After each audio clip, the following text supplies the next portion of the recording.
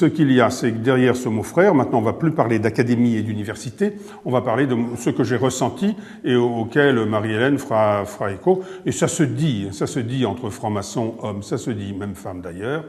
C'est que c'est une sublimation, c'est-à-dire c'est une façon de faire monter en valeur morale l'homosexualité latente chez tous les êtres humains, latente ou déclarée chez tous les êtres humains, et qu'il y a parce que on est bien, on communie bien dans le stade dit homosexuel. Donc moi je parle d'homosexualité latente, permanente, comme tissu relationnel de la franc-maçonnerie.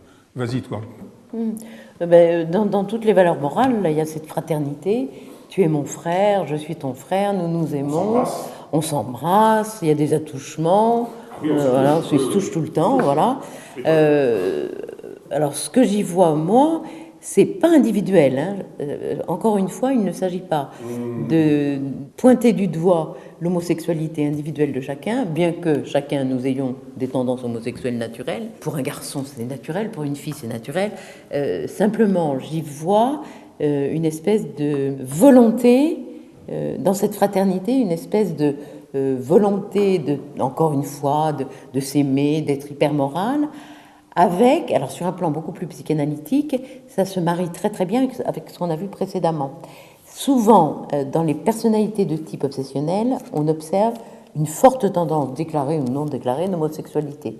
Donc le tableau est complet, cette homosexualité latente, déclarée ou non déclarée, ce qui ne veut pas dire, et je me répète, que chaque personne individuellement, alors reconnaître sa tendance homosexuelle, quoi de plus naturel? Simplement, on refuse cette tendance.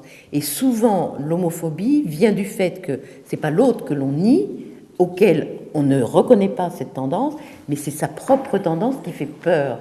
Et à partir du moment où on a peur de sa propre tendance homosexuelle, on projette son agressivité vers l'autre, comme si on lui refusait son identité, alors que c'est notre propre identité qu'on refuse.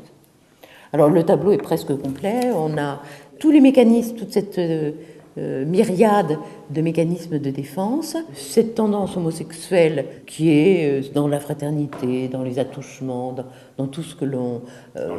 dans les embrassades. On peut, ce que Freud appelait le stade anal. Freud a essayé de développer les stades d'évolution de la psychogénèse d'un enfant. Et notamment, il parlait du stade anal, stade auquel beaucoup de choses se cristallisent. Et il expliquait, dans une armée, on a tendance, quand on rencontre un certain nombre d'événements majeurs, de se replier là où on avait laissé ses forces. Or, dans la névrose obsessionnelle, on a tendance à faire cette régression au stade anal.